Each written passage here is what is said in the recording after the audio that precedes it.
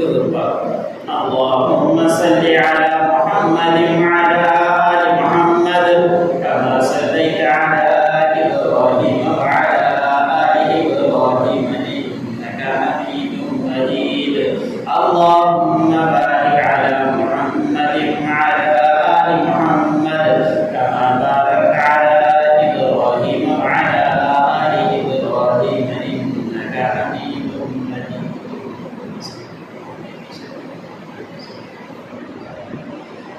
میرے عزیزان گرامی اور نوازی بھائی، میں نے آپ لوگوں کے سامنے اللہ رب العزت کے کلام سے ایک بڑی اہم اور فضیلت والی آیت تلاوت کی ہے۔ اللہ رب العزت کے بارگاہ میں دعا ہے کہ اللہ مجھے اس آیت کے اوپر صحیح طور پر کہنے اور اس کے بعد میں سمیت تمام سننے والے مسلمانوں کو اس آیت پر عمل کرنے کی توفیق عطا فرمائے۔ اللہ رب العزت نے قرآن پاک کو نازل کیا اور قرآن پاک کی حفاظت کا ذمہ اپنے ذمے لے لیا۔ اس قرآن پاک کے اندر کوئی ایک حرف کے برابر زبر زیر پیش کی بھی کوئی حرکت نہیں کر سکتا کہ اس کے اندر تبدیلی کر کے دکھا دے، اس لیے کہ اللہ نے قرآن پاک کے اندر حضرت جبرائیل علیہ السلام کے ذریعے یہ پیغام پہنچا دیا اِنَّا نَحْنُ نَزَّلْنَا الذِّكْرَ وَإِنَّا لَهُ لَحَافِظُونَ، کہ ہم نے ہی قرآن پاک کو نازل کیا ہے، ہم ہی اس کی حفاظت کرنے والے ہیں۔ اسی قرآن کو ختم کرنے کے لیے بڑے منصوبے بنائے گئے اور آگے بھی بنائے جائیں گے، ان کی توہین بھی کی جائے گی والعیاذ باللہ، لیکن اللہ رب العزت نے ذمہ لے رکھا ہے، اس کے اندر کوئی ذرہ برابر بھی کمی بیشی نہیں کر سکتا۔ اور بھی اللہ رب العزت نے کتابیں نازل فرمائی ہیں، تورات بھی نازل ہوئی، زبور بھی نازل ہوئی، انجیل بھی نازل ہوئی، لیکن اللہ رب العزت نے ان کا ذمہ نہیں لیا تھا، تو ان کے اندر رد و بدل لوگوں نے کر دیا، ان کے اندر ترمیم کر دی گئی، لیکن جس کا ذمہ اللہ نے لیا اس کے اندر ذرا برابر بھی کوئی حرکت نہیں کر سکتا۔ تو اسی قرآن پاک کے نزول کے اندر اور اسی قرآن پاک کے صورتیں کچھ آیات ایسی اللہ رب العزت نے فضیلت والی رکھ دی ہے کہ جو ان کو پڑھے گا اس کے اوپر عمل کی نیت سے ضرور وہ ہوگا ہی رہے گا۔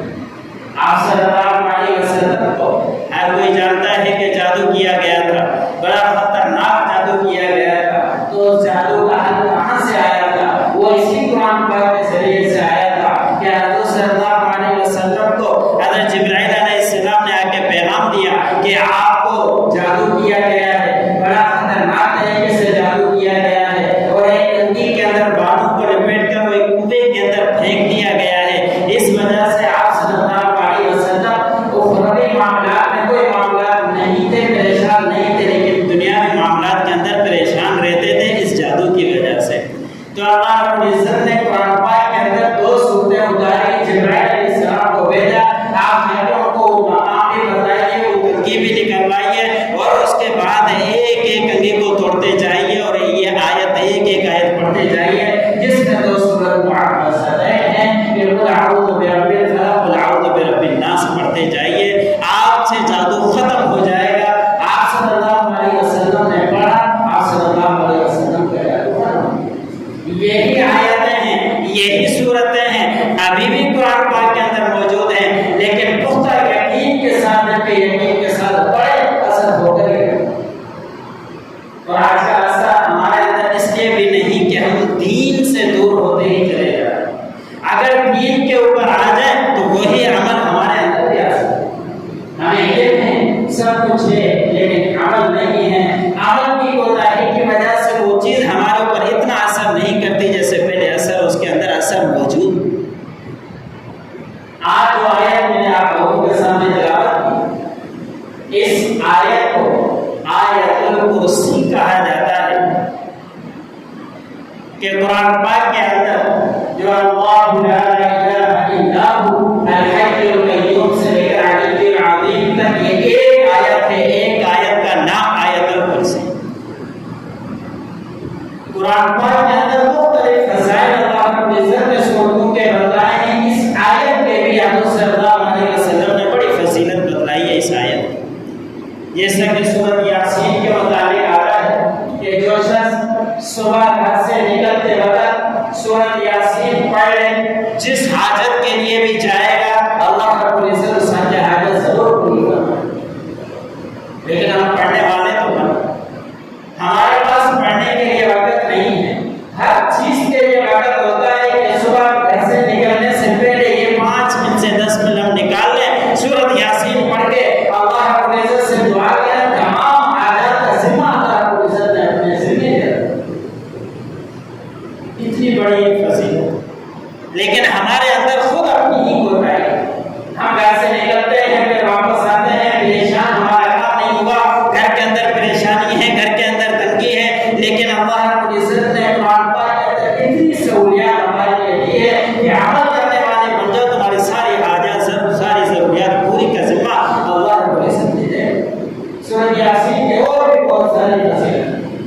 حضرت صلی اللہ علیہ وسلم نے فرمایا کہ جہاں تمہارے پاس کھانے کا انتظام کیا ہو اور تمہیں امکان ہو کہ لوگ بڑھ گئے ہیں، کھانے کی کمی آ جائے گی، اس کھانے کے پاس کسی کو بٹھا کر سورۃ یاسین پڑھانا شروع کر دیں، وہ تمام لوگوں کے لیے کھانا پورا ہو۔ اصل وہی چیز ہے کہ ہمارے اندر عمل کی کریں۔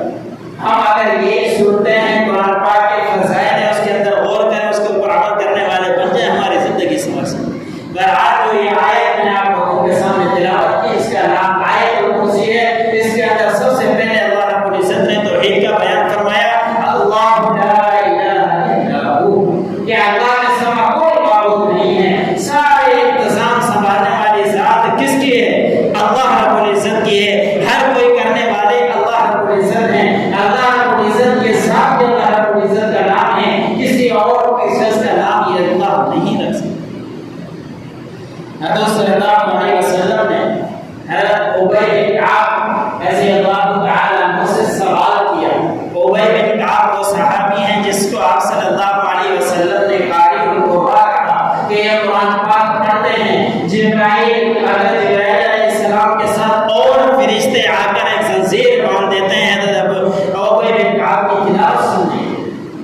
حضرت صلی اللہ علیہ وسلم نے فرمایا کہ ابی بن کعب، آپ سے میں ایک سوال کرتا ہوں کہ آپ کو معلوم ہے کہ قرآن پاک کے اندر ایک آیت ہے اور بہت بڑی فضیلت والی ہے، بہت بڑے رتبے والی ہے، وہ کون سی آیت ہے آپ بتا دیجیے۔ بعض کتابوں کے اندر لکھا ہے کہ ابی بن کعب کو معلوم ہو جانے کے باوجود بھی آپ صلی اللہ علیہ وسلم کے سامنے اظہار نہیں کیا، اس لیے کہ آپ صلی اللہ علیہ وسلم کی زبان سے سنیں تو ہمیں اور خوشی ہوگی۔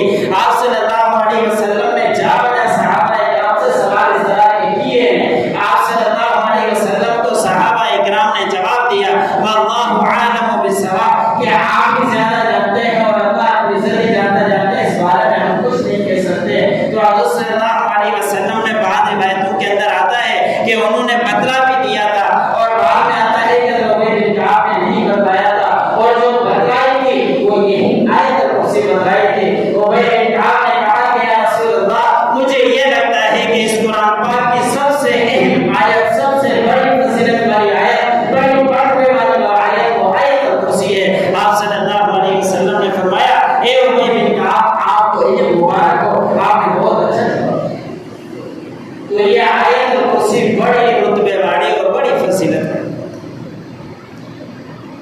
الحی القیوم، کہ وہ زندہ ذات ہے اور تھامنے والی ذات ہے، کہ اللہ رب العزت ہر وقت زندہ رہنے والے ہیں اور تمام کائنات کو تھامنے والے ہیں۔ کسی اور کے اندر یہ اختیار نہیں ہے کہ کوئی دوسرے کا انتظام سنبھال سکے۔ حضرت علی رضی اللہ تعالی عنہ کے بارے میں آتا ہے کہ حضرت علی رضی اللہ تعالی عنہ نے فرمایا کہ جب غزوہ بدر قائم ہوئی تو اس وقت ہماری تعداد 313 کی تھی۔ آپ صلی اللہ علیہ وسلم جس کافروں کے ساتھ لڑنے کے لیے گئے تھے وہ ہزاروں کا لشکر تھا۔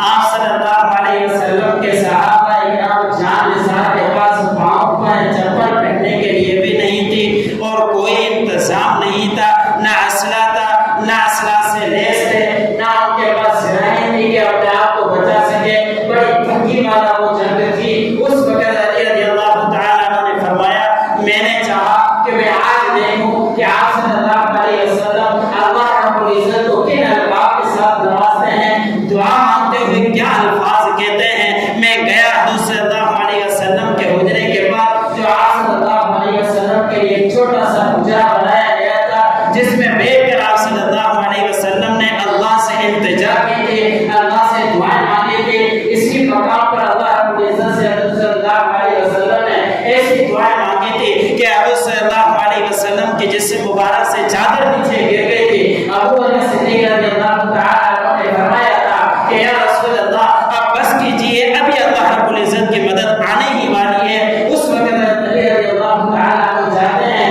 حضرت علی رضی اللہ تعالی عنہ نے دیکھا کہ حضور صلی اللہ علیہ وسلم اللہ کو مانگتے ہوئے الفاظ جو پکار رہے تھے، یا حی یا قیوم یا حی یا قیوم کے ساتھ مدد مانگ رہے تھے۔ یہ زندہ ذات رہنے والی، یہ تمام کائنات کو تھامنے والی ہماری مدد کیجیے۔ یہ وہ الفاظ ہیں۔ اس آیت کے اندر حضور صلی اللہ علیہ وسلم کی ایک روایت ہے کہ یہ آیت قرآن پاک کا چوتھا حصہ ہے۔ چوتھا حصے کا کیا مطلب کہ کوئی یہ آیت 4 دفعہ پڑھے پورے قرآن پاک کا ثواب ہے۔ یہ ایک معمولی سی چھوٹی سی آیت ہے، اور اس آیت کو پڑھنے کے بعد ہمارے اوپر فرشتے حفاظت کرنے کے لیے مقرر ہو جائیں۔ اسی آیت کے متعلق حضرت علی رضی اللہ تعالی عنہ سے روایت ہے کہ حضور صلی اللہ علیہ وسلم نے فرمایا کہ جو شخص ہر نماز کے بعد اس آیت کرسی کو پڑھ لے، اس آیت کو پڑھنے کے بعد اس کے اور جنت میں جانے کا صرف واسطہ رہ جائے گا موت کا، کہ جیسے اس کا انتقال ہوگا اس کا ٹھکانہ جنت بن جائے گا۔ حضور صلی اللہ علیہ وسلم نے یہ اتنی بڑی فضیلت بتائی۔ ہم کرنے والے تو بن رہے ہیں، ہمارے لیے دین اللہ رب العزت نے بہت بڑا آسان کر دیا ہے۔ ہم نے اپنے آپ کے اندر الجھا کر مشکلات کے اندر ڈال دیا ہے، سوالات کے اندر ڈال دیا ہے، یہ بات ہوگی وہ بات ہوگی، عجیب عجیب سوالات کے اندر دین کو ہم نے الجھا کر رکھ دیا ہے۔ ورنہ دین اتنا آسان ہے کہ آپ صلی اللہ علیہ وسلم نے جا بجا فضیلتیں بتلائی ہے، یہ عمل کر لو تمہیں اتنا اجر ملے گا، یہ عمل کر لو تمہیں اتنا اجر ملے گا، لیکن ہم کرنے والے ہوگا۔ اسی آیت کے مطابق حضور صلی اللہ علیہ وسلم نے بڑی فضیلت بیان فرمائی ہے۔ حضرت ابو ہریرہ رضی اللہ تعالی عنہ کو ایک آپ صلی اللہ علیہ وسلم نے بعض کتابوں کے اندر لکھا ہے، روایت کے اندر آتا ہے کہ کہیں سے غلہ آیا تھا، اور وہ غلہ صدقۃ الفطر کا تھا یا کہیں اور کا غلہ جمع ہوا تھا۔ آپ صلی اللہ علیہ وسلم نے فرمایا کہ ابو ہریرہ آپ کی یہ نگرانی ہے کہ رات کو اس کی نگرانی کیجیے گا کہ کوئی آگے یہاں نقصان نہ پہنچائے۔ حضرت ابو ہریرہ رضی اللہ تعالی عنہ ایک سادے سے انسان تھے۔ حضرت ابو ہریرہ رضی اللہ تعالی عنہ حضرت کے لیے مقرر ہوئے۔ رات کو تہائی حصہ یا 2 حصے گزرنے کے بعد حضرت ابو ہریرہ رضی اللہ تعالی عنہ نے دیکھا کہ کوئی شخص بوری لایا ہے اور اس سے گندم کو غلے کو ڈال کر اندر ڈال رہا ہے۔ حضرت ابو ہریرہ رضی اللہ تعالی عنہ نے ان کو دیکھ لیا، ان کو پکڑ لیا اور کہا کہ میں نہیں چھوڑوں گا، آپ کو حضور صلی اللہ علیہ وسلم کے پاس لے جاؤں گا، اس لیے کہ آپ غلے سے چوری کرتے ہوئے پکڑے گئے۔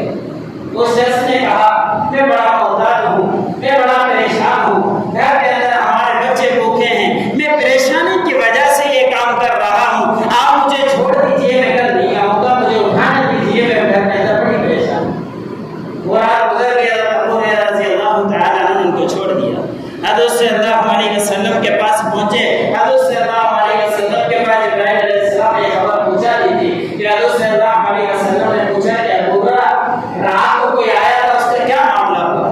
حضرت ابو ہریرہ رضی اللہ تعالی نے جواب دیا کہ وہ شخص آیا اور اس نے اللہ اٹھایا، میں نے اس کو پکڑ لیا، میں اس کو چھوڑنے کے لیے تیار نہیں تھا، لیکن اس نے بڑی آہوازاری کی کہ ہمارے گھر کے اندر لوگ بھوکے ہیں، پریشانی کی وجہ سے میں آیا، ورنہ ہرگز میں نہ آتا، مجھے چھوڑ دیجیے، میں کل نہیں آؤں گا، میں نے چھوڑ۔ حضرت صلی اللہ علیہ وسلم نے فرمایا کہ آپ نے اس کو چھوڑ تو دیا لیکن کل پھر آئے، اور یہی بات ہے ابو ہریرہ رضی اللہ تعالی عنہ کو پختہ یقین تھا کہ آپ صلی اللہ علیہ وسلم نے جب کہہ دیا تو ضرور آئے گا، ضرور آ گئی ہے۔ اور آپ کو پھر کافی دیر گزرنے کے بعد وہ شخص آیا اور دوبارہ وہ گلہ بھرنے لگ گیا۔ حضرت ابو ہریرہ رضی اللہ تعالی عنہ ان کو پکڑ، اور اس کے بعد بھی اس نے منت سماجت کی کہ مجھے چھوڑ دیجیے، گھر کے اندر پریشانی ہے،